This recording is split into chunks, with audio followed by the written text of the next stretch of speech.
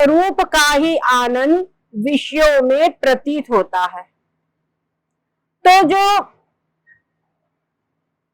ये आनंद है, ये आनंद ज्ञानी को भी प्राप्त होता है और अज्ञानी को भी प्राप्त होता है, पर दोनों में अंतर ये है कि ज्ञानी तो कभी व्यवहार में विस्मृत होता है, ज्ञानी कभी व्यवहार में विस्मृत होता है अपने स्वरूप को, लेकिन अज्ञानी हमेशा विस्मृत रहता है।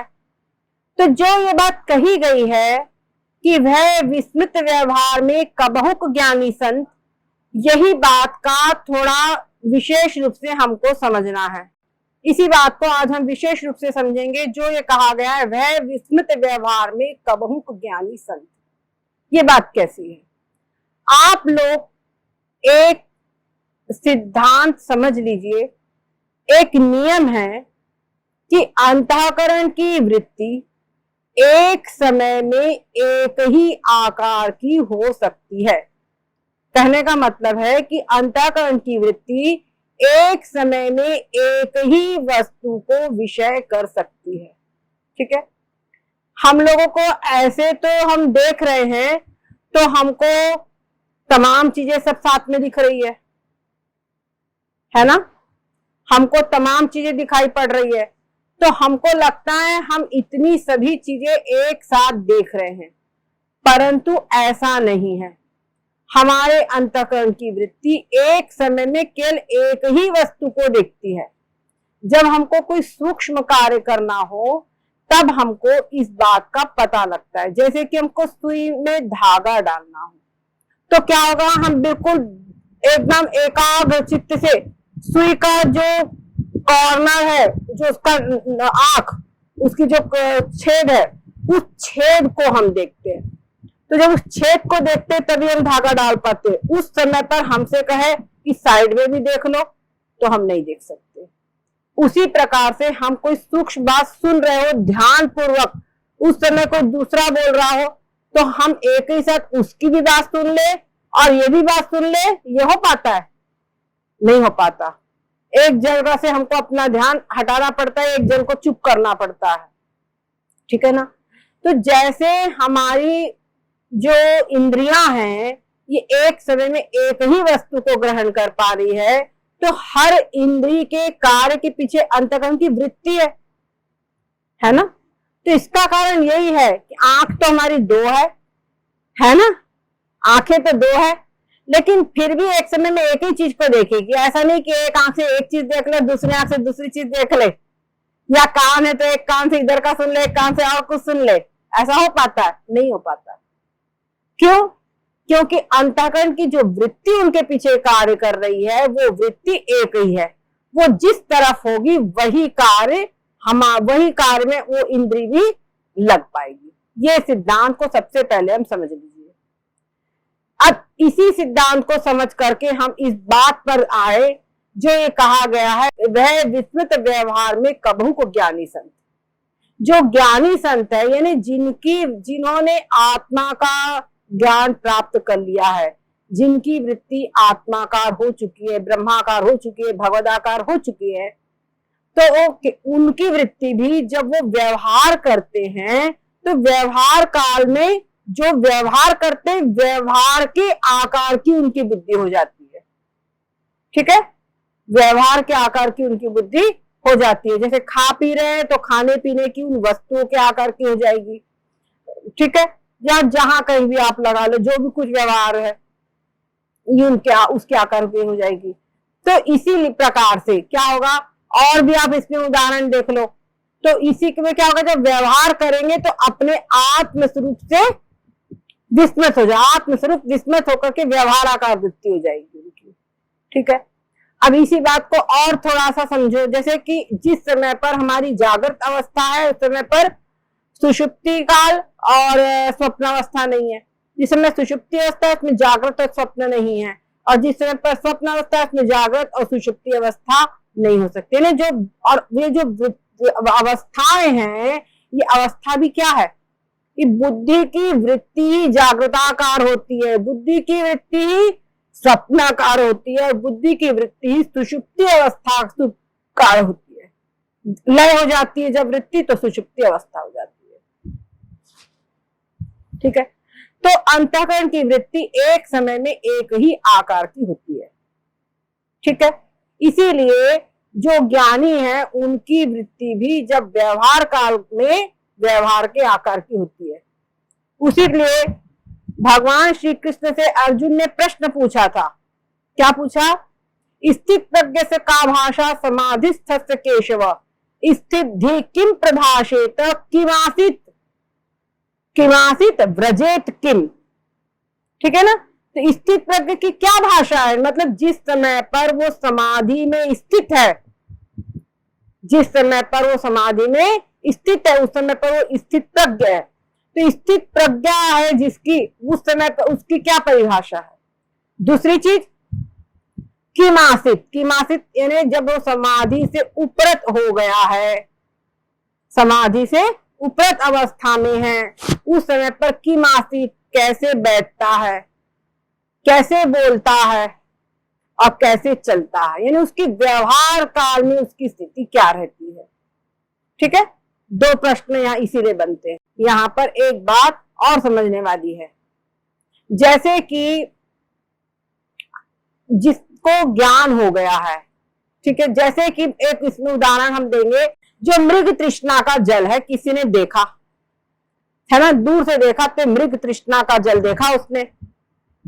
ठीक, अब दूर उसने जब नजदीक गया तो बोले अरे ये तो मरुभूमि है, जल है नहीं।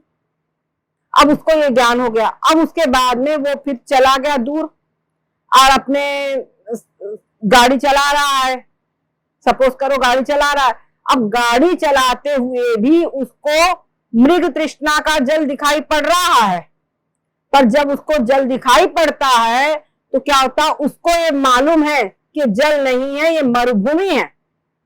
तो उस जल से वो व्यामोहित नहीं होता, उससे वो उसको कोई अंतर नहीं पड़ता, वो अपनी गाड़ी बराबर चलाता है। तो उस समय पर उसको जल भी दिखाई पड़ रहा है और साथ साथ में मरुभूमि का जो उसने साक्षात्कार खुद किया है वो मरुभूमि भी दिखाई पड़ रही है। समझ में आ रहा है ना बात? यानी उसको मरुभूमि का ज्ञान भी है और साथ साथ में मृग तृष्णा के जल का भी ज्ञान हो रहा है, दोनों ज्ञान हो रहे हैं। तो इसलिए क्या है कि वो मृग तृष्णा का जल देखता हुआ भी मरुभूमि को देखता है। समझ में आ गई? मृग तृष्णा का जल देखता हुआ भी मरुभूमि को देखता है, इसलिए वो व्यामोहित नहीं होता। उसी प्रकार से जो ज्ञानी है, ज्ञानी जन संसार के समस्त विषयों को देखते हुए भी, उनका उपभोग करते हुए भी वो उसके अधिष्ठान को भी देखते हैं, उनको अधिष्ठान भी दिखाई पड़ता है। इसीलिए वो संसार के विषयों का उपभोग करते हुए भी उनमें आसक्त नहीं होते, उनमें व्यामोहित नहीं होते। वो समझ रहे हैं कि ये जो कुछ है बस एक व्यवहार काल है, शरीर की पूर्ति करने के लिए वो बराबर व्यवहार सब कुछ करना है, उपभोग करना है, प्रारब्ध है, कभी भला कभी बुरा, इस प्रकार से समझते वो सब उसका उपभोग कर रहे हैं।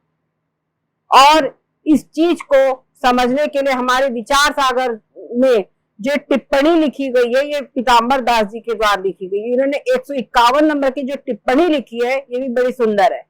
इन्होंने एक उदाहरण और दिया है कि जो अंतःकरण की वृत्ति है, अंतःकरण में एक समय पर एक वृत्ति सामान्य रूप से और एक विशेष रूप से रह सकती है। एक वृत्ति सामान्य रूप से, एक विशेष रूप से रह सकती है, जिसमें उन्होंने उदाहरण दिया है कि जैसे किसी के पास में घर में धन गड़ा हो, घर में किसी पेटी आटी में उसका खूब मस्त धन रखा हुआ, तो अब वो व्यवहार कर रहा है, तो व्यवहार करते समय पर उसको मालूम है कि मेरा धन है, उस धन का ज्ञान उसका कहीं चला नहीं जाएगा, परंतु व्यवहार उसका अपना चल रहा है, धन रखा है वो ज्ञान अपनी तरफ है।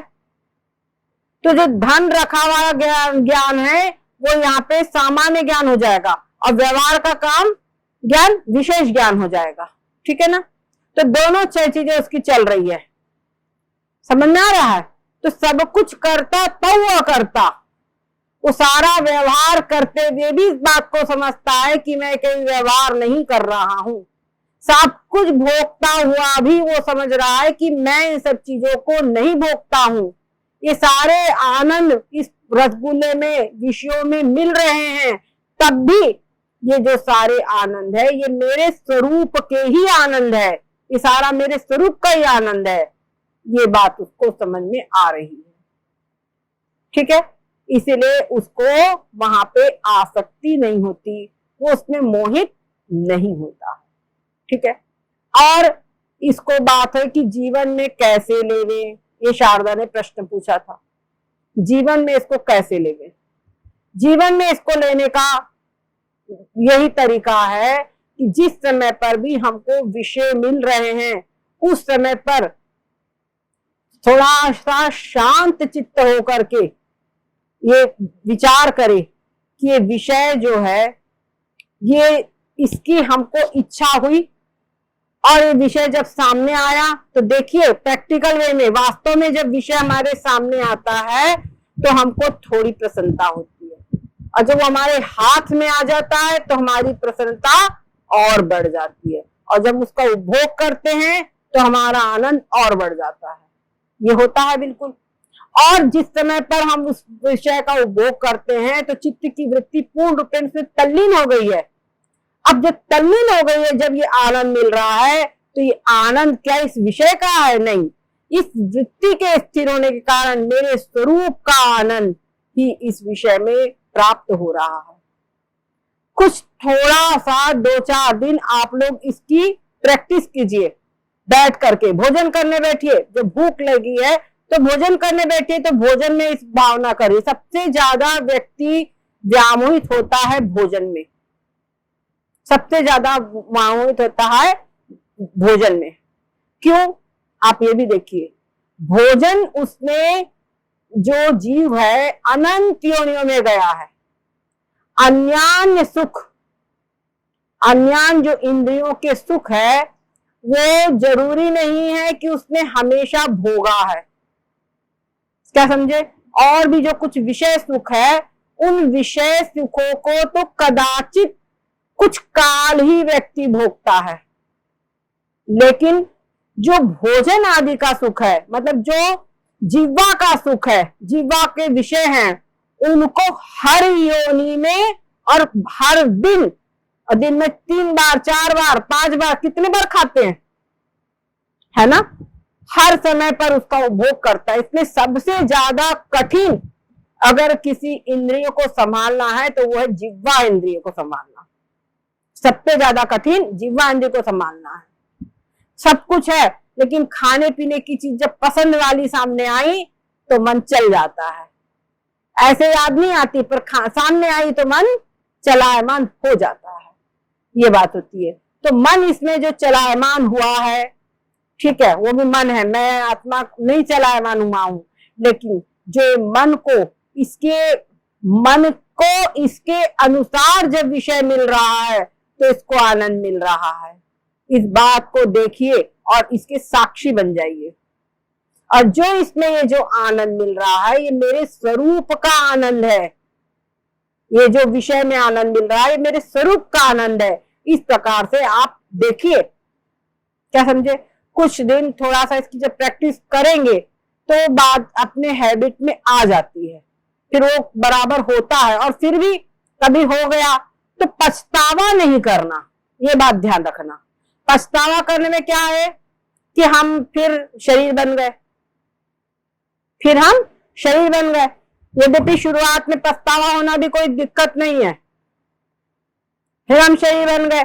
तो वो अगर मान लो वो कहते हैं जैसे कोई छोटा बच्चा हो, हम लोगों को याद है छोटे थे तो रात को मम्मी को बोल के सोया, मम्मी मेरे को सवेरे जगा देना, मेरे को सवेरे पढ़ना है, और रात में सो गए। और जब सवेरे हुआ तो मम्मी ने जगाया नहीं, या मम्मी ने सोचा अरे भाई थोड़ी देर सो जा, थका है, कुछ भी बात हुई, सोच लिया।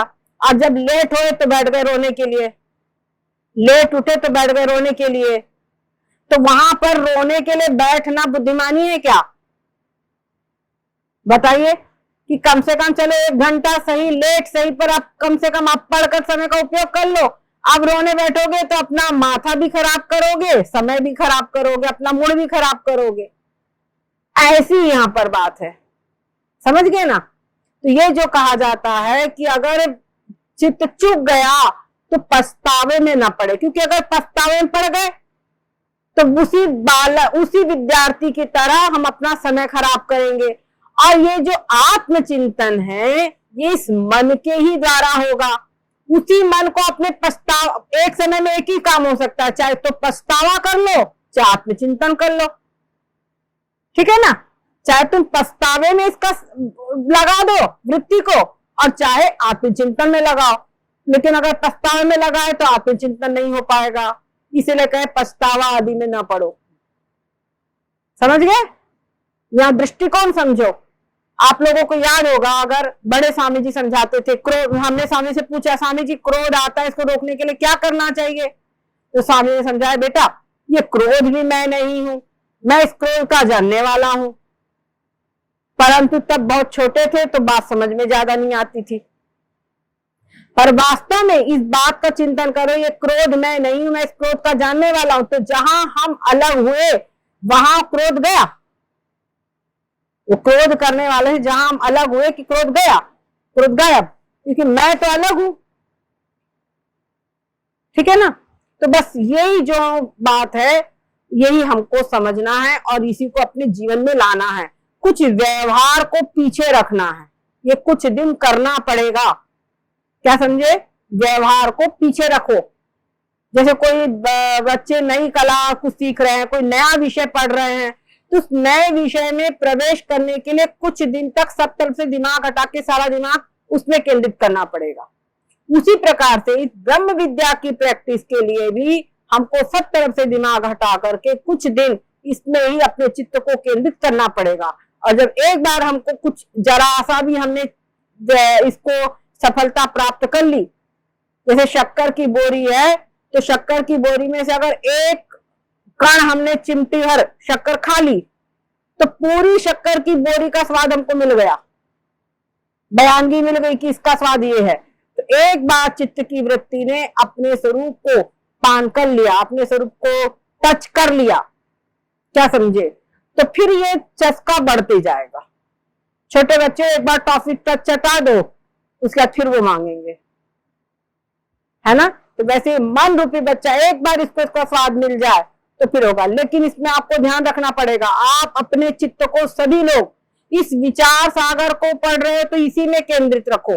जैसे हम बताते हैं कि आज बताया कि अंतःकरण की वृत्ति ऐसे जाती है ऐसे जाती, तो आप चुपचाप बैठ करके आपका जब भले छूट जाए, पूजा छूट जाए, कुछ छूट जाए, क्योंकि सारी पूजा पाठ जो कुछ भी किया जाता है वो इस ब्रह्माकार वृत्ति के लिए किया जाता है।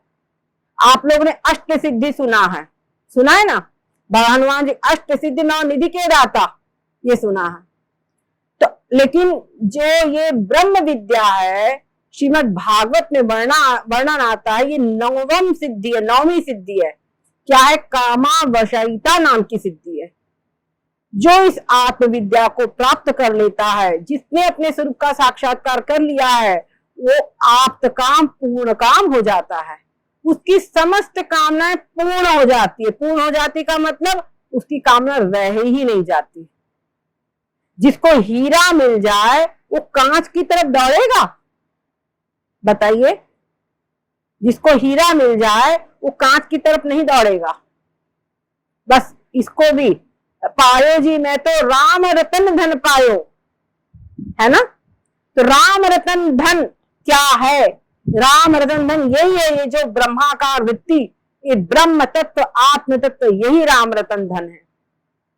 इसको क्या है? वस्तु अमोलक दी मोरे सतगुरु, और खर्चत चोरन लूटे, खर्च न घटे, खर्च करने से घटती नहीं है और चोर इसको लूट नहीं सकता, ऐसी वस्तु है ये। तो ये चीज जिसको प्राप्त हो जाए उसका मन विषयों में भागेगा, उसको कंझट लगता है सब, अरे हटा, अपने आप वैराग्य होता है उसमें। समझ गए कि नहीं? अपने आप वैराग्य होता है इसमें, फिर कुछ करना नहीं पड़ता। बहुत सुंदर। आप इस विचार सागर में अब अपने पूरे चित्त को रखिए। क्या समझे? अगर आपने विचार सागर को पढ़ लिया, समझ लिया, एक एक शब्द इसकी बाल की खाल नहीं निकालिए, और टिप्पणियां सारी पढ़िए अपने मन से। हमको जो समझ में कुछ टिप्पणी हम पढ़ा देंगे, कुछ हमारे प्रवाह में रह गई तो रह भी सकती है, लेकिन सारी टिप्पणियों को आप लोग पढ़िए, और कुछ नहीं समझ में आता है तो पूछिए, ठीक है? लेकिन इतना मैं और कहूंगी कि आप विचार सागर से अन्यत्र, विचार सागर और विचार चंद्र से अन्यत्र अभी अपने दिमाग को मत दौड़ाइए। ये पूरा हो जावे, ये जानो आपको मिल जा रहा है ग्रामर, किसी लैंग्वेज का ग्रामर। आप इसको समझ लेंगे तो आप चाहे उपनिषद पढ़ना हो, चाहे भगवत गीता पढ़ना हो, चाहे ब्रह्म सूत्र पढ़ना हो, सब कुछ आपका पढ़ा हुआ हो जाएगा, सब कुछ आप अपने आप से पढ़ सकेंगे।